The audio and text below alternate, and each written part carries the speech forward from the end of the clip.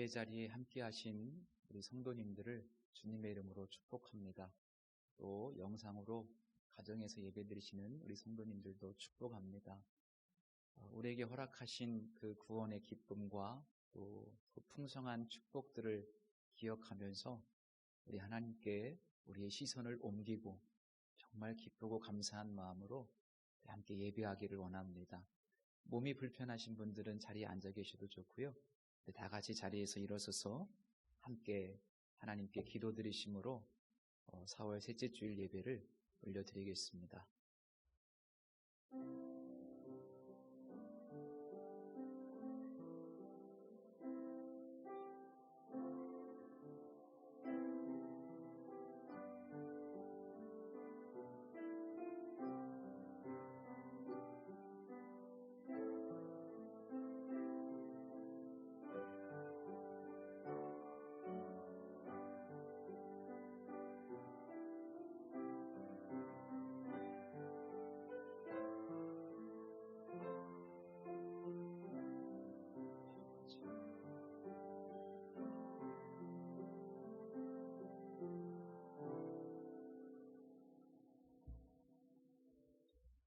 그러므로 형제들아, 우리가 예수의 피를 힘입어 성소에 들어갈 담력을 얻었나니 우리가 마음의 뿌림을 받아 악한 양심으로부터 벗어나고 몸은 맑은 물로 씻음을 받았으니 참 마음과 온전한 믿음으로 하나님께 나아가자.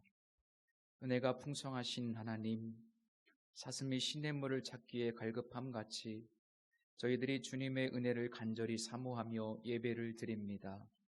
우리의 중심이 살아계신 하나님을 갈망하고 있사오니 주여 속히 임재하사 예배드리는 저희들을 만나 주옵소서. 낙심한 심령에게는 용기를 주시고 불안하여 하는 마음에는 참된 평안을 주시고 절망하는 자녀들에게는 굳건한 믿음과 소망을 주시옵소서. 오직 성삼위 하나님께만 영광을 돌리오며 예수님의 이름으로 기원하옵나이다. 아멘. 우리 함께 주님의 성령 지금 이곳에 찬양 드리시겠습니다.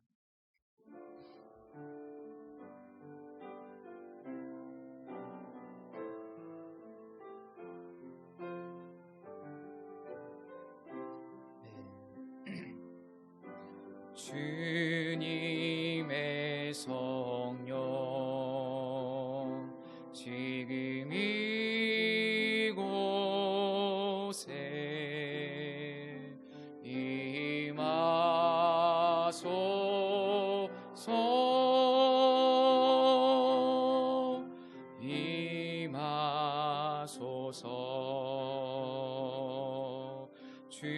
주님의 성령 지금 이곳에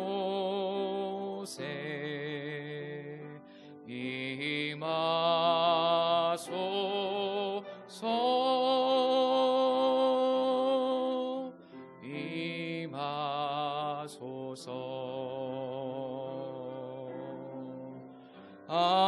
할렐루야, 할렐루야, 할렐루야,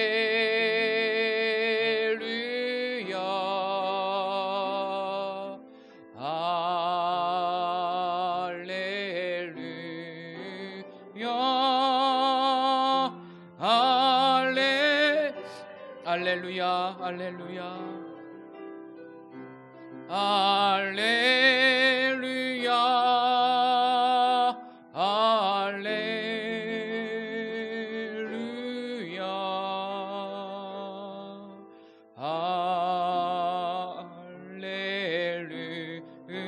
할렐루야, 할렐루야, 할렐루야.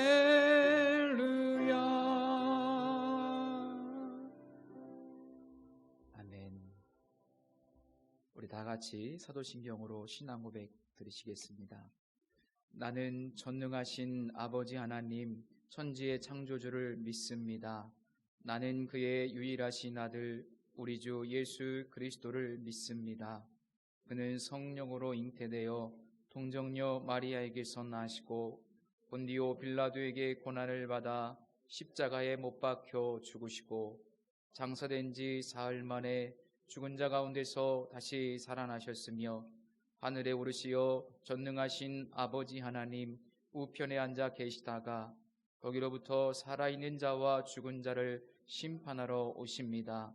나는 성령을 믿으며 거룩한 공교회와 성도의 교제와 죄를 용서받는 것과 몸의 부활과 영생을 믿습니다. 아멘. 지난 한 주간의 삶을 되돌아보면서 부끄러운 우리의 모습, 또 결심했지만 그 결심대로 살아가지 못하고 순종하지 못했던 우리의 연약함들을 주님 앞에 내어놓고 이 시간 잠시 참회 기도를 드리겠습니다. 기도하겠습니다.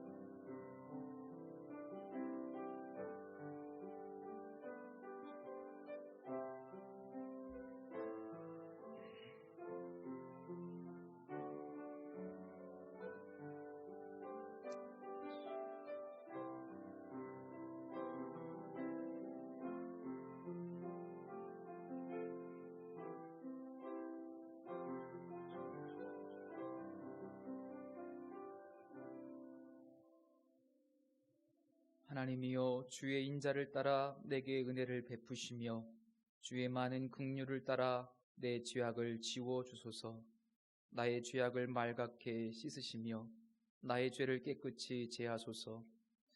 내가 주께만 범죄하여 주의 목전에 악을 행하였사오니 주께서 말씀하실 때에 의로우시다 하고 주께서 심판하실 때에 순전하시다 하리이다.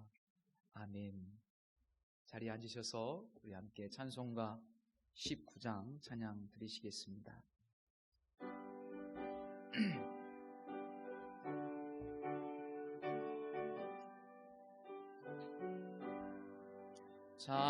찬송하는 소리 있어 사람 기뻐하도다. 하늘 아버지의 이름 거룩거룩하도다. 세상 사람 찬양하자. 거룩하신 하나님께 할렐루야 할렐루야 할렐루야 아멘. 하나님의 나라 권세 영원토록 있도다. 하나님의 영광 나라 거룩거룩하도다. 하늘 보좌 계신 주님 세상 주관하시도다. 할렐루야 할렐루야 할렐루야 아멘. 하나님의 귀신 섭리 그 뜻대로 되도다. 우리 아버지의 뜻은 거룩거룩하도다.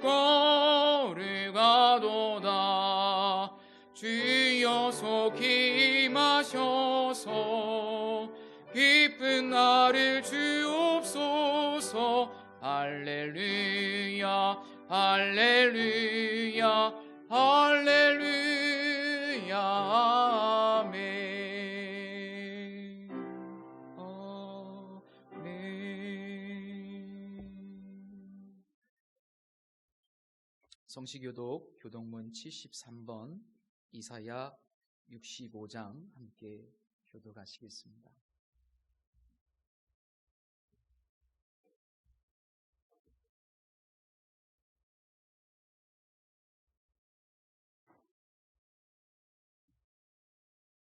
보라, 내가 새 하늘과 새 땅을 창조하노니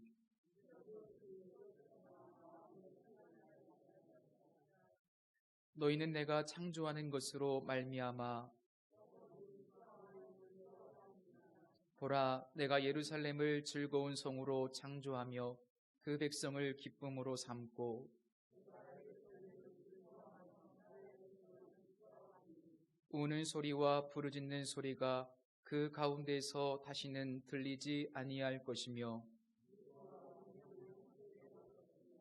사자가 소처럼 짚을 먹을 것이며 뱀은 흙을 양식으로 삼을 것이니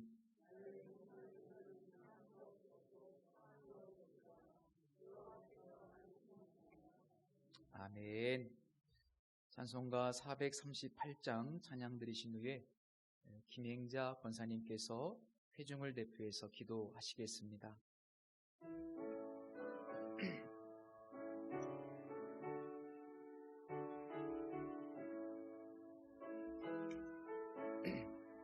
내 영혼이 은총 입어 중한 죄짐 벗고 보니 슬픔 많은 이 세상도 정극으로 봐도다. 할렐루야 찬양하세 내 몸 사함받고 주 예수와 동행하니 그 어디나 하늘나라 주의 얼굴 뵙기 전에 멀리 뵈던 하늘나라 내 맘속에 이루어지니 날로 가깝도다.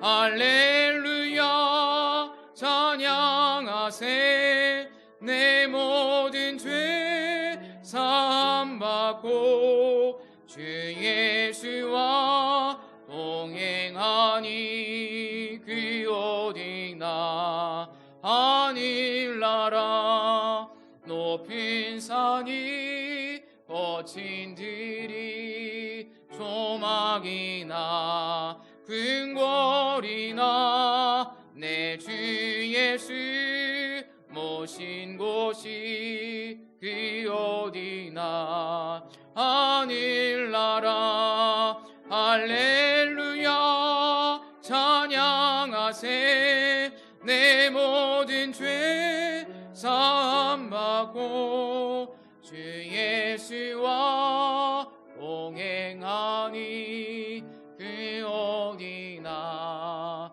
하늘나라.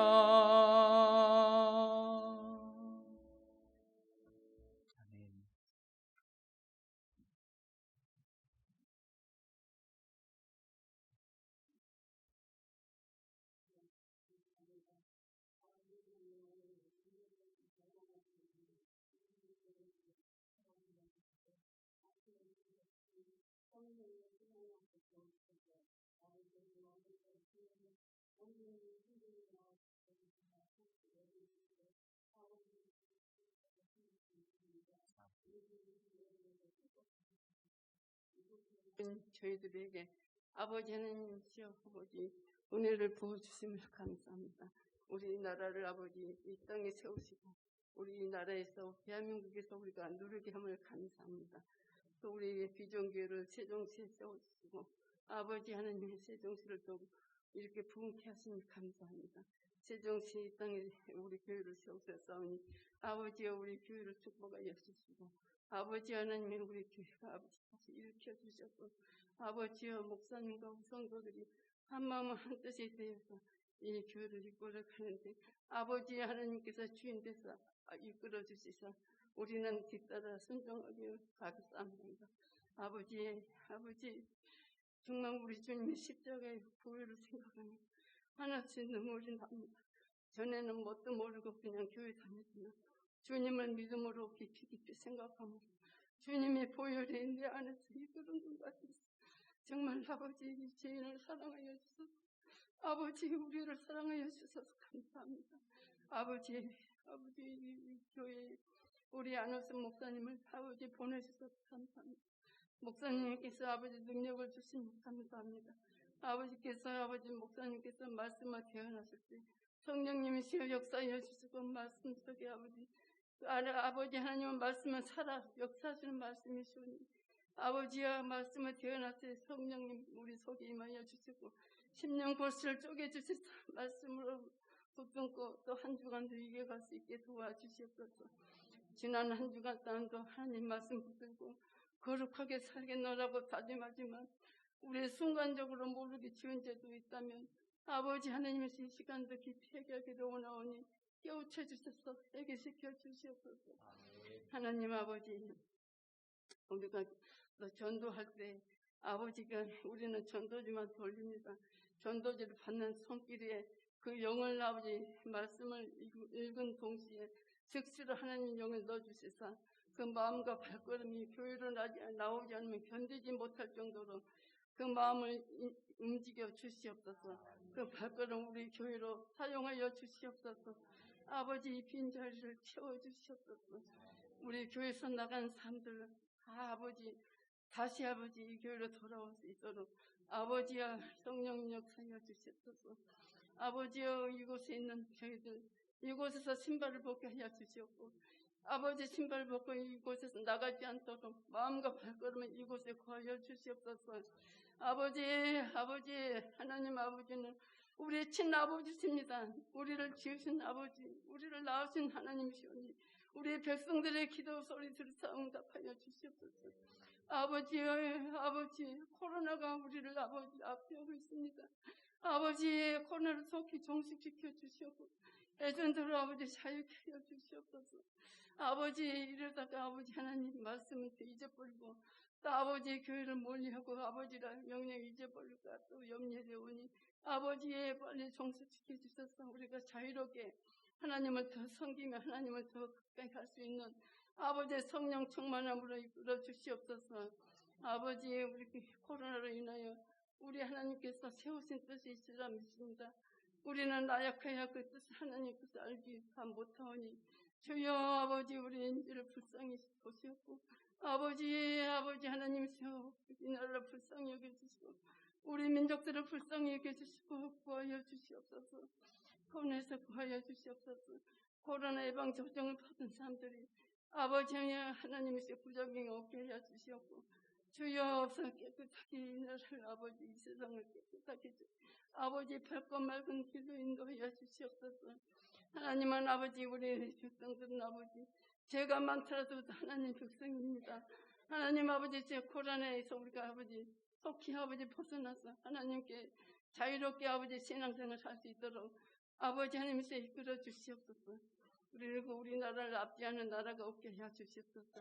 이북의 김정일 제아물이 악한들 아버지 하면서 그 악을 다스려 주시고 아버지 미사일의 제아물이 악한들 강한들 우리 하나님의 성령의 불보다 강하겠습니까? 아버지 하나님께서 그 미사일 쓰임받지 못하게 해 주시옵소서. 아버지 우리 남한도 북한도 축복하여 주시옵소서. 우리가 협력하여 선을 이루게 해 주시고 우리가 아버지 통일로 아버지 가게 하여 주시옵소서. 아버지 하나님 시간 말씀 듣고 계시는 목사님에게 말씀을 대언하실 때 말씀의 능력을 축복하여 주시옵고 또 아버지 하나님 목사님 아버지 머리서부터 발끝 오장육부 세포 다 건강함을 주시옵고 사모님서부터 자녀들까지 통통한 복을 주시옵소서. 또 전도사님 아버지 축복하여 주시옵고 전도사님에게도 머리서부터 발끝 오장육부 세포 다 건강함을 축복하여 주시옵고 목사님 또 남편분과 자녀들에게도 형통한 복을 주시옵소서. 두 분의 목자님들 아버지 교회를 이끌어 가시는데 아버지와 힘주시옵소서. 이끌어 주시옵소서. 우리는 뒤에서 뒤따라 순종하여 따라가겠습니다. 아버지 이 교회를 강하게 열방으로 나갈 수 있는 교회가 되도록 축복하여 주시옵소서. 또 전도사님께서 세우신 계획이 있습니다. 그 계획이 아버지 비전 있게 세워주시옵소서.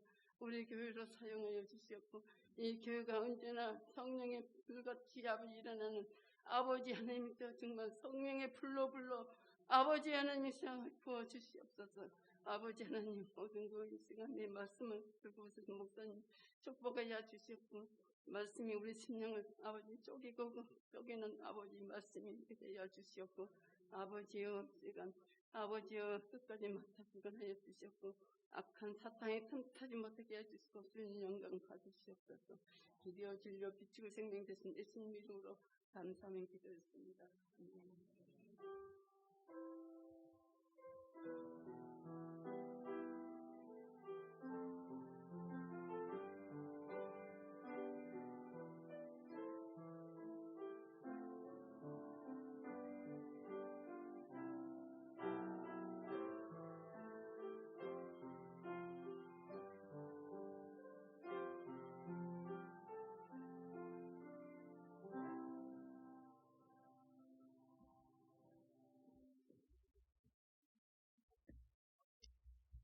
우리 권사님의 마음을 토하는 기도를 하나님께서 들으신 줄 믿습니다.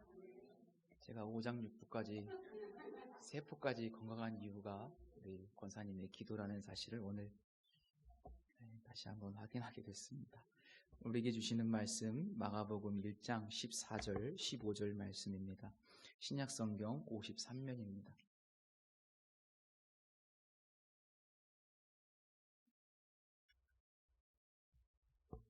우리 함께 다 같이 합독하겠습니다. 요한이 잡힌 후 예수께서 갈릴리에 오셔서 하나님의 복음을 전파하여 이르시되 때가 찼고 하나님의 나라가 가까이 왔으니 회개하고 복음을 믿으라 하시더라. 아멘. 하나님 아버지 말씀으로 세상을 창조하셨고 그래서 유대인들은 말씀이 하나님이라고 믿었듯이 오늘 우리에게 하나님의 말씀이 들릴 때에 하나님을 만나는 시간, 하나님과 대면하는 시간임을 깨닫게 하여 주옵소서. 살아계신 하나님께서 말씀으로 우리들을 설득하여 주시고 우리의 세계관이 말씀의 세계관으로 바뀌게 도와주시며 말씀을 듣고 난 이후 우리의 삶에 정말 하나님의 말씀의 열매가 나타나 하나님의 말씀이 우리의 삶으로 표현될 수 있는 축복을 허락하여 주옵소서. 성령의 능력으로 이 시간 함께하여 주실 줄 믿고 예수님의 이름으로 감사하며 기도드립니다. 아멘. 오늘은 하나님 나라의 복음이라는 제목으로 함께 말씀을 나누겠습니다.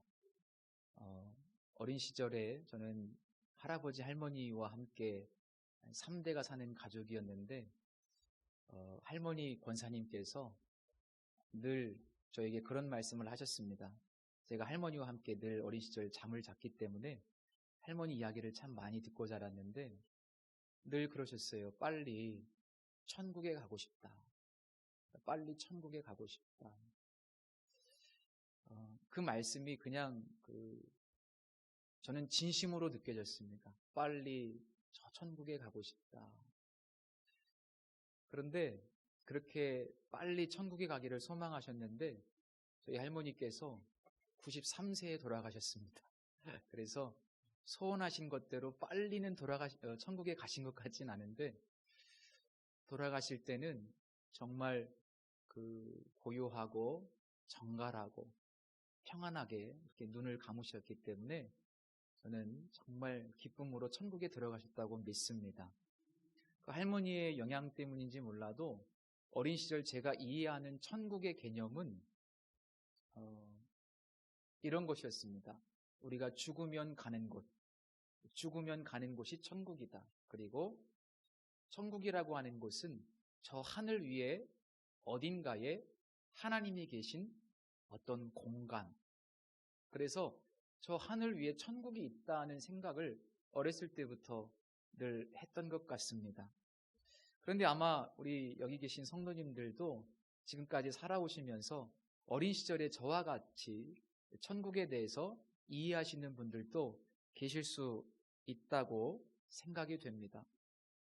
천국, 하늘 위에 있는 어떤 공간, 죽으면 가는 곳, 이런 천국에 대한 개념이 물론 틀린 것은 아닙니다만 성경에서 말씀하고 있는 하나님의 나라, 그 하나님 나라의 개념을 온전히 드러내지는 못합니다. 적어도 초대교회 성도님들은 하나님의 나라, 천국을 예수 믿으면 가는 곳, 우리가 죽고 난 다음에 가는 곳, 하늘 위에 떠 있는 어떤 하나님이 계신 공간으로 이해하지는 않았습니다. 성경이 말씀하고 있는 하나님 나라는 이 복음과 관련되어 있기 때문에 하나님 나라의 복음, 하나님 나라가 복음이라고 말씀드릴 수 있고, 그 하나님 나라의 복음을 우리가 이해하게 될 때 교회가 과연 무엇인가를 이해할 수가 있습니다. 오순절 성령 강림 사건으로 교회가 탄생하게 되는데요. 그 성령 강림 이전에 먼저 예수님께서 하나님 나라의 복음을 전파하셨습니다. 이는 교회보다 하나님 나라의 복음이 더 우선이고 하나님 나라의 개념이 더 크다는 것을 의미합니다. 그렇다면 예수님께서 말씀하신 하나님 나라, 천국의 개념은 무엇이고 복음이라는 것은 무엇인가? 오늘 본문 속에서 예수님께서 첫 번째 말씀하신 내용, 그것은 때가 찼고라는 표현입니다. 때가 찼고. 바로 이 당시까지 유대인들은 수백 년 동안 여러 나라의, 여러 강대국들의 침략을 받았습니다. 그래서 온갖 고통과 또 억압과 수탈을 당했습니다. 정말 상상조차 불가능한 이런 역사의 굴곡으로 인해서 유대인들은 항상 메시아를 기다렸는데 예수님 당시, 이때는 그 메시아에 대한 열망이, 그 메시아에 대한 대망 사상이 굉장히 아주 극에 달했던 시기였습니다. 물론 그들이 원했던 메시아는 정치적인 메시아, 이스라엘의 회복을, 민족의 해방을 가져다 줄 메시아였지만 어쨌든 구약에 예언된 메시아가 오시면 이 모든 상황들이 역전될 수 있다, 역전될 것이라고 그들은 굳게 믿고 있었습니다. 때가 찼고라는 이 표현은 바로 그 구약에 예언된 메시아가 이 땅에 오셨다, 그런 의미로 이해하시면 좋습니다. 예수님의 두 번째 말씀은 하나님의 나라가 가까이 왔으니 라는 표현입니다. 하나님의 나라가 가까이 왔다. 이 하나님의 나라가 우리가 알고 있는 천국의 개념인데, 이 하나님의 나라는 메시아가 이 땅에 오시는 것과 하나라는 것을 알 수 있습니다. 예수님은 이 땅에 하나님 나라를 가져오셨고 평생 이 하나님 나라를 위해서 헌신하셨습니다. 그리고 부활하신 주님께서 이 땅에 40일 동안 계시면서도 제자들에게 여러 차례 나타나셨는데 그때마다 늘 하셨던 말씀의 주제가 하나님의 나라였습니다. 이런 까닭에 사도행전에 보면 제자들이 선포했던 메시지의 핵심도 바로 하나님의 나라였습니다. 우리가 잘 알고 있는 사도 바울, 사도행전 마지막 장 마지막 절에 보면 사도 바울이 무엇을 증거했는지가 기록되어 있는데 이렇게 말씀하고 있습니다. 하나님의 나라를 전파하며 주 예수 그리스도에 관한 모든 것을 담대하게 거침없이 가르치시더라. 그러니까 사도 바울의 메시지도 역시 하나님 나라의 복음이었고 그 하나님 나라가 예수 그리스도와 관계되어 있다는 것을 끊임없이 전파했습니다. 우리가 천국에 간다라고 이야기를 하는데 성경은 반대로 하나님의 나라가 가까이 오고 있다라고 말씀하고 있죠.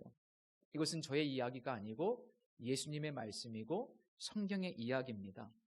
우리가 알고 있는 그 천국에 대한 전통적인 이해는 마치 아주 오래전 그 태양이 지구를 돌고 있다는 천동설 있죠. 우리가 예전에 알고 있던 천국의 개념은 마치 비유를 하자면 천동설에 비유할 수 있습니다. 그런데 성경에서 말씀하고 있는 하나님 나라, 천국이라고 하는 개념의 진짜 의미는 그것과는 완전히 다른, 비유를 하자면 지동설처럼 완전히 패러다임 자체가 다른 것을 알 수 있습니다. 우리가 천국이라는 표현을 즐겨 쓰는데 그 이유는 마태복음에 이 단어가 나오기 때문입니다. 마태는 다른 복음서와는 다르게 천국이라는 표현을 씁니다. 그런데 그 단어를 정확하게 번역하면 하늘의 나라, 하늘의 나라 이렇게 번역할 수 있습니다. 마가복음에서는 하늘이라는 표현을 안 쓰고 하나님이라는 표현을 씁니다. 그래서 하나님 나라. 그런데 마태복음에서는 하늘나라 이런 표현을 쓰는데 그것이 우리말로 번역되어서 천국이라고 번역을 했습니다. 그럼 마태는 왜 하늘나라라는 표현을 썼을까? 이유가 있습니다. 마태는 이 복음서를 기록할 때 유대인들을 대상으로 복음서를 기록했습니다. 1차 청중이 유대인들이었습니다. 그래서 마태는 성경을 기록하면서 유대인들에게 익숙한 표현, 유대인들은 하나님의 이름이 너무나 거룩하기 때문에 입술로 하나님이라는 이름을 부르지 않았습니다. 바꿔서 썼습니다. 여호와라는 표현도 아도나이라고 이렇게 썼고 하나님이라는 표현도 직접 입으로 언급하지 않고 하늘이라고 언급을 했습니다. 하늘. 그리고 유대인들은 전통적으로 저 하늘이 하나님이 계신 보좌, 하나님이 계신 곳이라고 이해를 했기 때문에 하늘나라, 마태가 이렇게 하늘나라라고 표현했을 때 그것은 유대인들에게 하나님 나라를 의미했던 겁니다. 유대인들을 위해서 그렇게 표현을 했던 겁니다. 그런데 비록 마태가 하늘나라라고 표현을 했지만 역시 다른 복음서와 특별히 오늘 읽은 본문과 동일하게 하늘나라가 가까이 오고 있다. 마태도 그렇게 이야기를 했습니다. 하늘나라가 가까이 오고 있다. 우리가 중요한 두 가지 사실을 기억하셔야만 합니다. 죽으면 가는 천당과 성경에서 말씀하고 있는 하나님 나라는 다른 개념입니다. 완전히 다른 것은 아니지만 많이 다릅니다. 하나님 나라는 죽으면 가는 어떤 공간이 아니라 사실은 이 세상에 침투해 들어온 어떤 하나의 영적인 실제라고 보시면 됩니다. 그래서 우리가 조금 전에 불렀던 찬양이 있죠. 내 영혼이 은총 입어 중한 죄짐 벗고 보니 슬픔 많은 이 세상도 천국으로 화하도다. 우리 슬픔 많은 이 세상도 예수 믿고 구원받은 사람은 천국인 겁니다.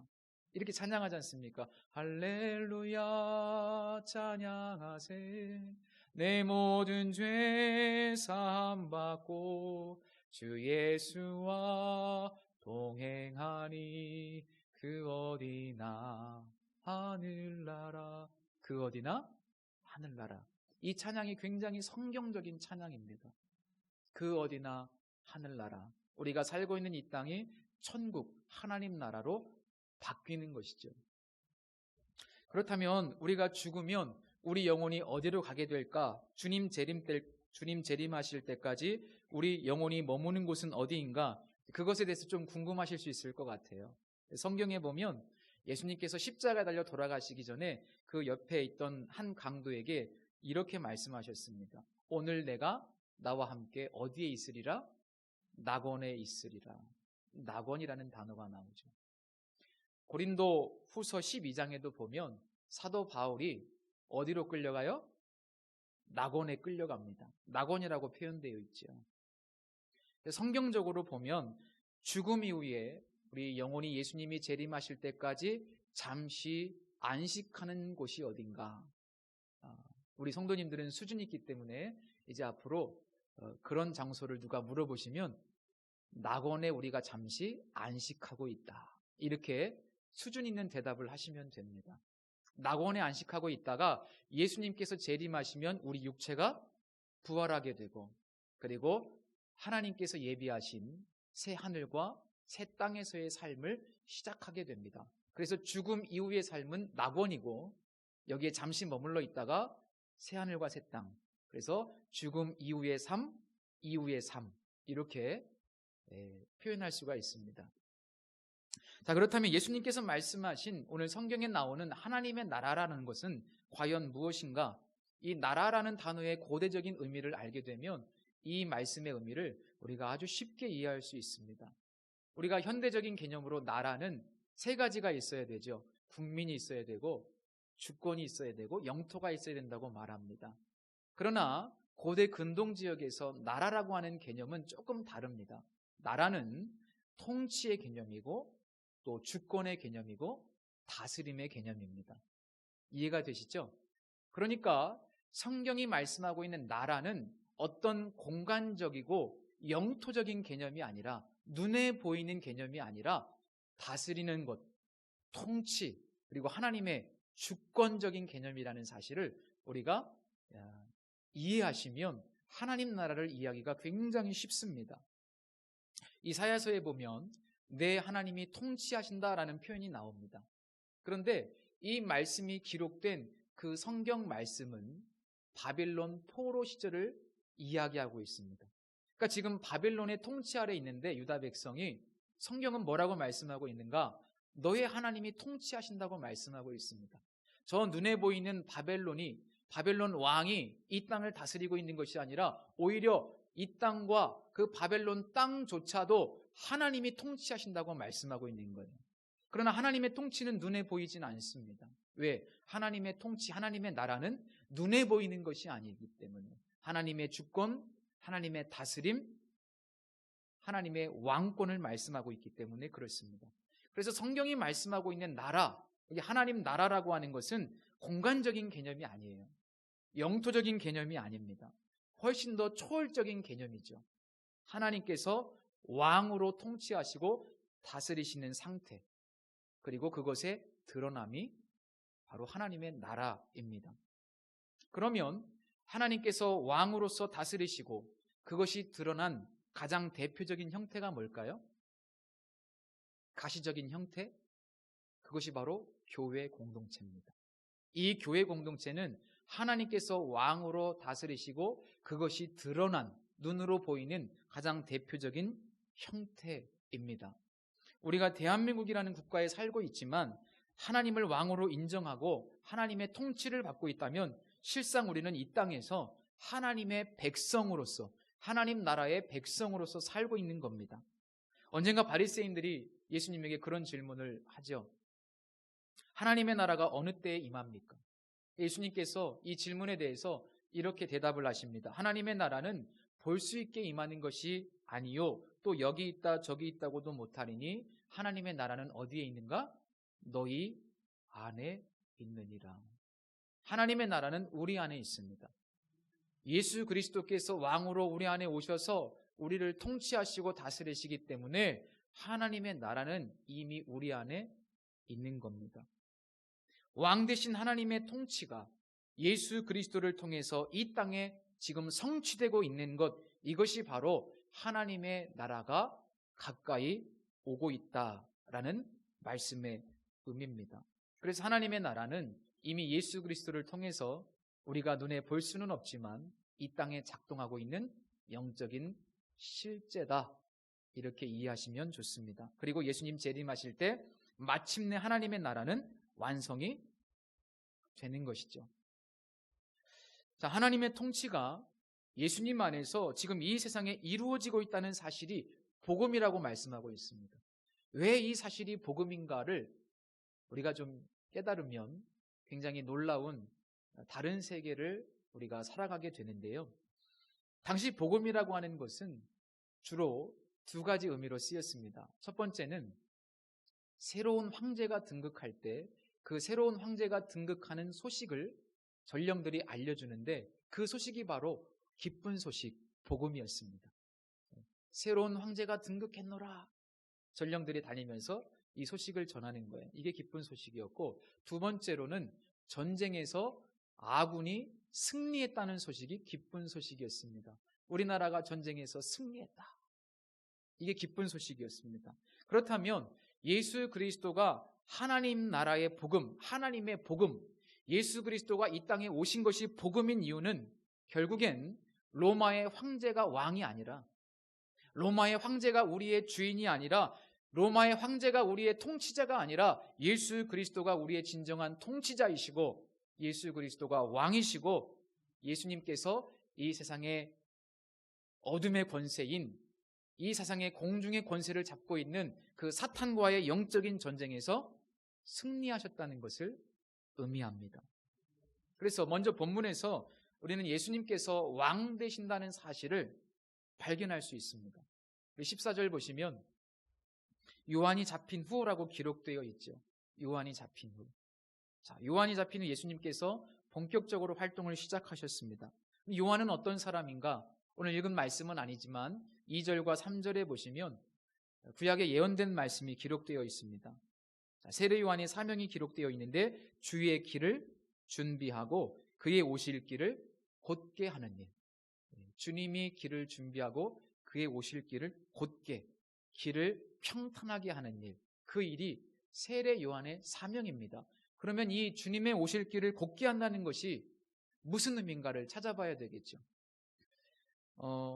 고대 근동 지역에서 왕이 어떤 지방, 어떤 지역으로 행차를 할 때 여러 가지 일들이 벌어집니다만 가장 중요한 일이 뭘까요? 왕이 어떤 지역으로 행차를 하게 되면 가장 중요한 일, 왕은 땅을 밟아서는 안 되는 존재입니다. 그렇기 때문에 편안하게 거기까지 갈 수 있도록 길을 만드는 것, 길을 닦는 것이 가장 중요한 일이었습니다. 제가 군 생활할 때 있었던 일인데요. 제가 강원도 철원에서 군 생활을 했습니다. 그런데 어느 날 부대가 난리가 났습니다. 왜 그런가 하면 갑자기 사단장님께서 며칠 날 몇 시에 우리 부대를 잠시 방문하신다는 겁니다. 사단장님이면 투스타거든요. 별 2개. 월남전 참전 용사였던 우리 3사단 백골부대, 제가 백골부대 출신인데 거기 사단장님이 오신다는 거예요. 난리가 났어요. 부대를 며칠 전부터 막 정비를 하고 청소를 하는데 정신이 하나도 없습니다. 눈에 보이는 모든 것을 정리하고 청소합니다.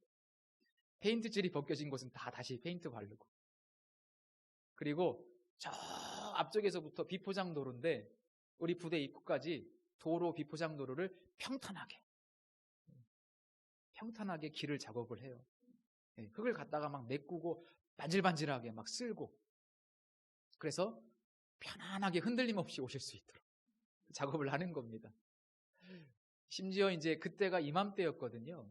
이맘때 한 3, 4월, 4월 초쯤 우리 대대장님께서 명령을 하셨어요. 야, 저 산에 올라가서 진달래하고 개나리 다 캐와라. 그래서 우리 부대원들이 다 산으로 올라가서 진달래하고 개나리를 다 캐온 거예요. 잘라온 게 아니라 뿌리채 뽑아가지고 와가지고 사단장님이 오시는 그 길을 꽃길로 좌우로 진달래와 개나리꽃으로 꽃길을 만들었던, 지금 생각해도 참 황당한 그런 일들이 있었습니다. 투스타가 부대에 온다고 그렇게 했어요. 그런데 고대 수천 년 전에 왕이 행차를 한다고 한번 생각해 보십시오. 어떤 일이 벌어지겠습니까? 그 길을 닦는 거예요. 구불구불한 길을 바로 만들고 심지어는 없는 길도 만듭니다. 그 당시의 문화입니다. 자, 요한이 잡힌 후, 이 표현은 예수님께서 요한이 준비하신 그 길로 오시는 왕이라는 의미예요. 요한은 길을 만들고 예수님께서 그 뒤에 오시는데 그 뒤에 오시는 분의 정체가 뭐냐? 왕이라는 겁니다. 예수님이 왕으로 이 땅에 오신 겁니다. 또 하나 예수님께서 왕이라는 것을 증명하는 것은 회개하고 복음을 믿으라 라는 표현입니다. 회개하고 복음을 믿으라.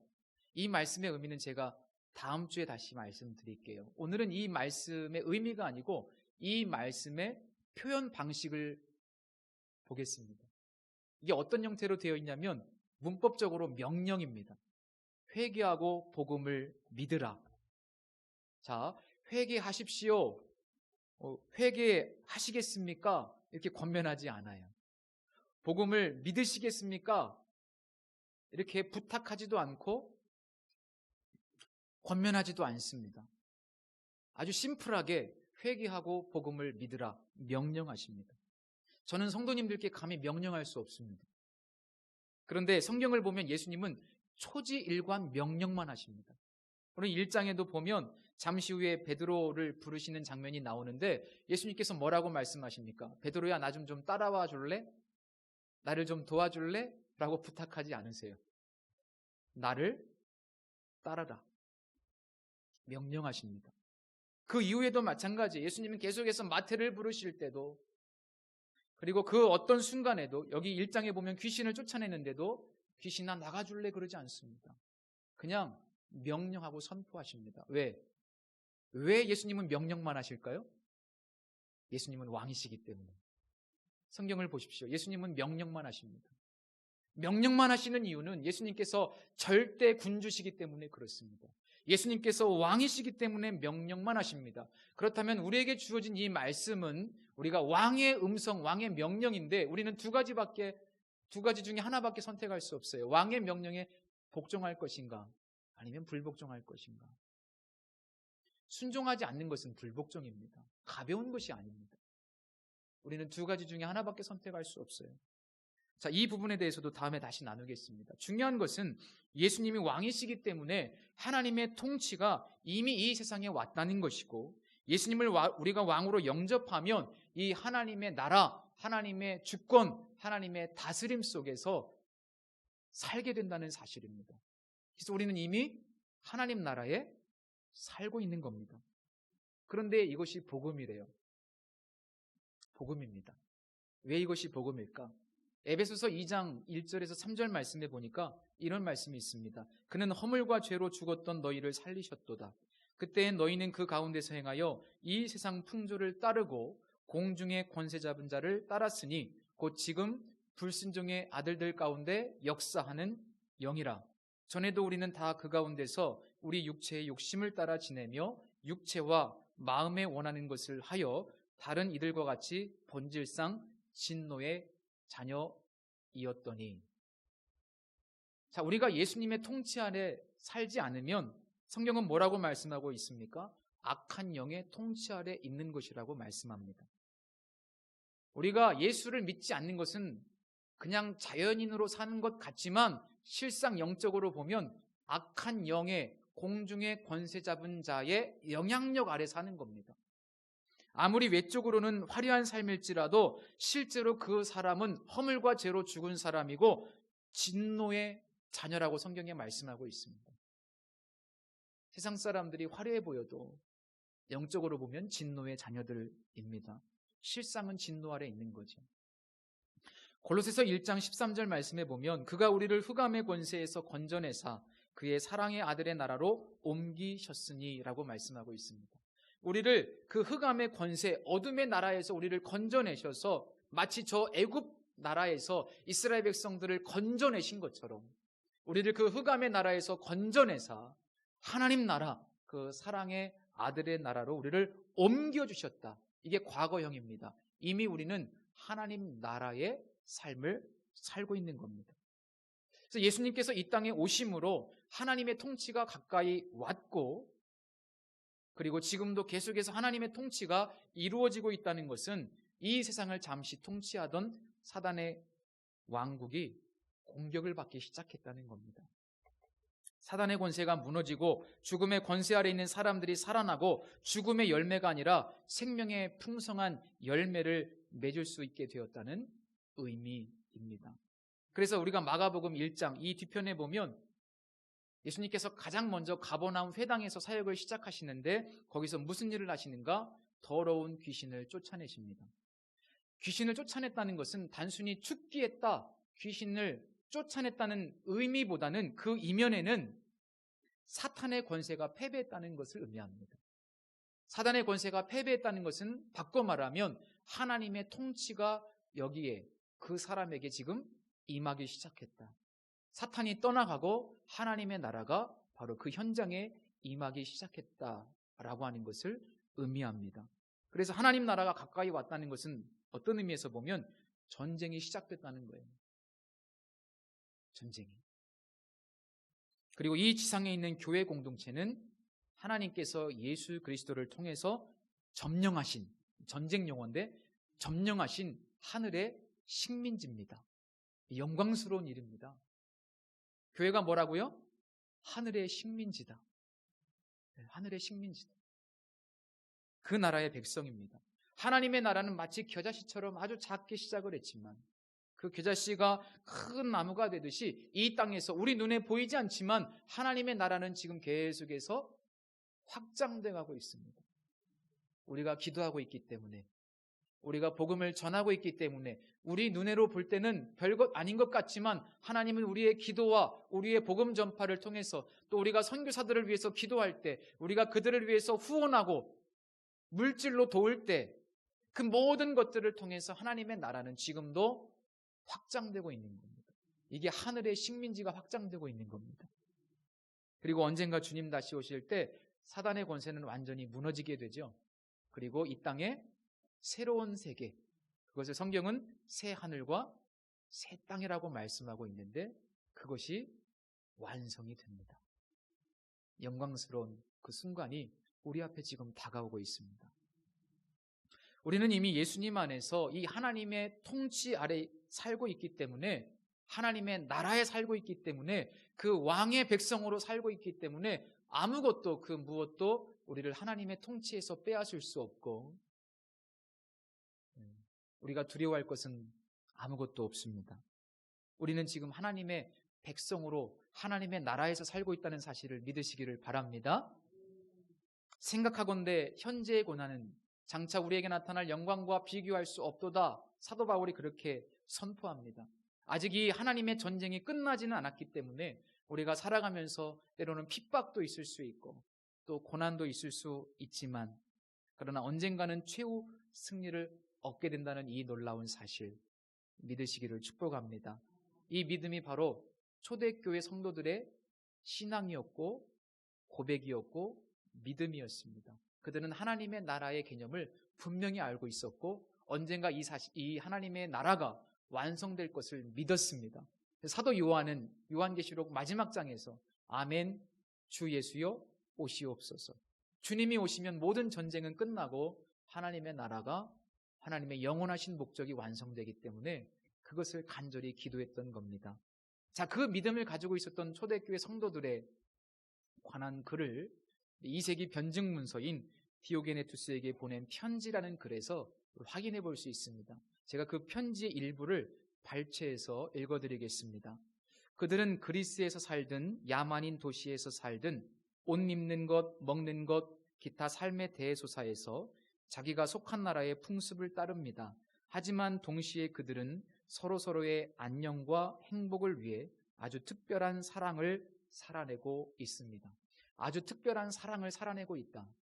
사랑이 뭡니까? 나중에 또 말씀드리겠지만 사랑은 우리가 하나님 나라에 살고 있는데 하나님 나라의 법이 바로 사랑입니다. 하나님 나라의 법이 사랑입니다. 자, 특별한 사랑을 살고 있습니다. 그들은 자기 나라에서 살지만 오직 이방인으로 삽니다. 다른 시민들처럼 모든 것에 대한 권리가 있음에도 외국인처럼 아무런 혜택을 누리지 못합니다. 그들에겐 모든 외국이 자기들의 조국이고 자기들의 조국은 모두 외국과 같습니다. 그들은 자녀들을 내다버리지 않습니다. 집을 개방하고 음식을 서로 나누어 먹지만 침실을 나누지는 않습니다. 그들이 육신 안에 있는 것은 사실이지만 육신대로 살지는 않습니다. 이 땅에서 바쁘게 하루하루를 살아가지만 그들의 시민권은 하늘에 있습니다. 그들은 정해진 법들을 준수할 뿐 아니라 그들의 삶 속에서 법이 요구하는 그 이상의 삶을 살아내고 있습니다. 왜일까요? 로마의 시민, 그것이 중요한 것이 아니고 하나님 나라의 시민이기 때문에 그 이상의 수준을 살아가고 있는 겁니다. 성도 여러분, 산상수훈은 바로 그 하나님 나라의 삶을 우리에게 말씀하고 있는 겁니다. 우리는 하나님의 백성이기 때문에. 인간적으로 보면 참 비참해 보이지만 초대교회 성도님들은 이 핍박과 고난을 잘 견뎌냈습니다. 그럴 수 있었던 이유가 뭘까? 그렇게 어렵게 살면서도 기쁨과 소망이 충만했던 이유는 뭘까? 한 가지밖에 없습니다. 그들은 하나님 나라의 시민이었고 그것이 그들에게는 복음이었기 때문입니다. 우리는 지금 하나님 나라에 살고 있다. 언젠가 하나님 나라가 완성될 것이다. 그래서 하나님 나라가 바로 복음입니다. 그들은 예수 그리스도가 진정한 왕 되신다는 사실을 굳게 믿고 있었습니다. 그리고 그 축복을 놓치지 않았습니다. 성도 여러분, 우리는 하나님 나라에 이미 살고 있습니다. 예수님의 생명이 우리 안에서 약동하고 있고 예수님께서 왕으로 우리의 삶을 이미 다스리고 통치하고 계신 줄로 믿습니다. 그리고 주님이 다시 오실 때 그 나라가 완성될 것이고 우리는 최후의 승리를 얻게 될 것이고 기쁨으로 그 하나님 나라의 삶을 경험하게 될 겁니다. 그리고 그 하나님의 나라를 지금 우리는 우리의 삶의 자리에서 그리고 이 교회 공동체를 통해서 맛보고 살아가는 겁니다. 그래서 교회는 참 소중합니다. 오늘 내 삶이 하나님의 나라라는 사실을 깨달으시고 그리고 내가 있는 바로 그 삶의 현장이 하나님의 통치 아래 있음을 깨달으시고 내가 하는 일이 하나님 나라의 일이라는 사실을 믿음으로 살아가실 수 있기를 축복합니다. 기도하겠습니다. 아버지, 이 땅에 하나님의 나라를 선포하시고 어둠의 땅, 정말로 사단의 권세 아래 있었던 우리들을 건져내사 그 하나님 나라로 옮겨주신 주님의 은혜를 찬양합니다. 오늘 이 시간 하나님의 나라를 누릴 수 있도록 축복해 주시고 내가 있는 모든 현장에 하나님의 통치가 함께하고 있음을 믿으며 거룩하신 하나님 나라의 백성으로 살게 하시고 그 천국을 우리의 삶 속에서 우리의 가정에서 특별히 우리 교회 공동체를 통하여 미리 맛볼 수 있는 은혜를 허락하여 주옵소서. 예수님의 이름으로 기도드립니다. 아멘. 이 시간 예수 우리 왕이여 찬양 드리겠습니다.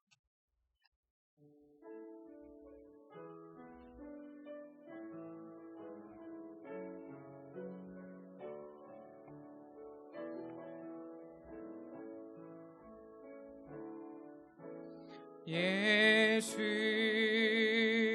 우리 왕이여 이곳에 오소서 보좌로 주여 임하사 찬양을 받아 주소서. 주님을 찬양하오니 주님을 찬양하오니 주님을 경배하오니 왕이신 예수여 오셔서 좌정하사 다스리소서. 주님을 찬양하오니 주님을 찬양하오니 주님을 경배하오니 왕이신 예수여 오셔서 좌정하사 다스리소서. 우리 함께 시간 잠시 기도드리겠습니다. 예수님께서 말씀하신 것처럼 우리가 살아가는 동안 먼저 그의 나라와 그의 의를 구하라. 그의 의는 사랑입니다. 그 땅의 법, 사랑으로 우리가 살기를 소원하고 우리가 있는 땅이 하나님의 나라가 임할 수 있도록 우리의 복음 증거를 통해서 또는 우리의 행실을 통해서 그 주님이 증거되고 우리 이웃들에게도 하나님의 통치가 임할 수 있도록 또 우리 교회가 천국을 맛볼 수 있는 그런 공동체, 완전하진 않지만 누릴 수 있는 그런 교회가 될 수 있기를 소망해 봅니다. 우리 함께 기도하겠습니다. 하나님 아버지, 이 시간에 우리가 하나님의 말씀을 들고 함께 기도합니다. 주의 성령께서 이곳에 임재하여 주시고 함께하여 주옵소서. 우리가 지금 하나님의 통치 아래 있고 이것이 놀라운 복음이라는 사실을 깨닫게 하여 주시고 오늘 나의 삶을 소중히 여기며 내 삶의 자리를 소중히 여기고 내 일이 하나님 나라의 일임을 깨닫게 하시고 예수님께서 말씀하신 것처럼 우리를 통해서 우리 교회를 통해서 하나님의 뜻이 이 땅에 이루어지고 하나님의 나라가 이 땅에 이루어지고 하나님의 이름이 거룩히 여김받는 놀라운 하나님의 역사가 우리 교회와 우리 성도님들을 통해서 이루어지게 하옵소서. 특별히 기도하는 것은 우리 교회가 하나님 정말 천국을 미리 맛볼 수 있는 하나님 나라를 가리키는 표지판이 되기를 원합니다. 천국을 맛볼 수 있는 교회가 되기를 원합니다. 그런 은혜를 우리에게 부어 주시옵소서. 우리 사랑하는 성도들이 그 나라의 법으로 사랑으로만 살게 하여 주옵소서. 오 주님, 존귀하신 주님을 찬양합니다. 이것이 우리에게 복음인 줄 믿고 감사를 드립니다. 하나님, 천국을 살며 천국을 맛보는 우리들 될 수 있도록 축복해 주시고, 우리가 주님 말씀하신 것처럼 이 땅에 하나님의 나라가 임할 수 있도록 기도하며 우리 자신을 드릴 수 있는 그런 귀한 성도들 되게 하여 주옵소서. 또한 우리 교회가 천국을 미리 맛볼 수 있는 귀한 공동체 될 수 있도록 코이느냐가 더 뜨겁게 회복되고 누려질 수 있도록 은혜를 베풀어 주옵소서. 주님께 귀한 예물을 올려드립니다. 주님 받으시고 무엇보다도 하나님 나라가 이루어지는 일에 우리의 예물과 우리의 기도를 사용하여 주옵소서. 예수님의 이름으로 기도드립니다. 아멘. 예, 오늘 교회 소식 잠깐 전해드리면, 지금 계속해서 전도 특공대 모임과 중보기도 모임이 진행되고 있는데, 기도해 주시고 또 마음에 감동이 되시면 참여해 주시고 또 후원해 주셔도 좋습니다. 예배당을 출입 시 방역 수칙을 꼭 준수해 주십시오. 요즘 또 계속해서 확진자들이 나타나고 있는데 우리가 철저하게 조심하고 안전하게 예배를 드렸으면 좋겠습니다. 또 우리 교회 강단 화분 권사님, 김행자 권사님께서 이번 주에 섬겨주셨고요. 전도 물품을 우리 유정주 권사님께서 후원해 주셨습니다.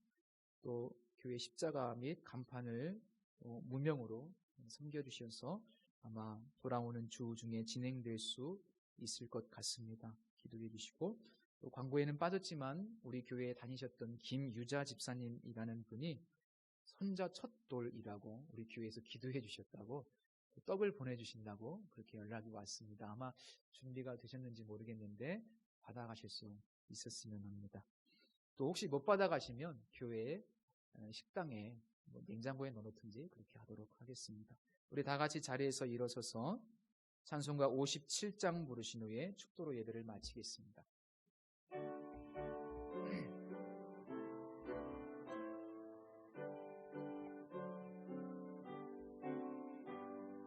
오늘 주신 말씀에 새 힘 얻어서 세상으로 나가서 살아갈 때에 나 혼자 힘으로 늘 부족하오니 주여 나를 도우사 승리하게 하소서.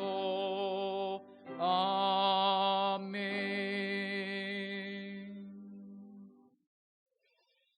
지금은 교회의 머리가 되시는 예수 그리스도의 은혜와 무한하신 하나님의 사랑하심과 성령님의 충만 교통하심이 예수 그리스도를 통해서 이 땅에 하나님의 나라가 이루어지고 있고, 우리가 그 하나님 나라의 백성으로 부름을 받았으며 오늘 하나님 나라의 삶을 살고 있다고 믿고 그 나라를 이 땅에 이루기를 원하며 그 나라를 사모하며 또 그 나라의 백성답게 살기로 결단하는 사랑하는 모든 성도들 위해, 우리의 가정과 우리의 사랑하는 자녀들 위해 이제로부터 영원토록 함께 계실지어다.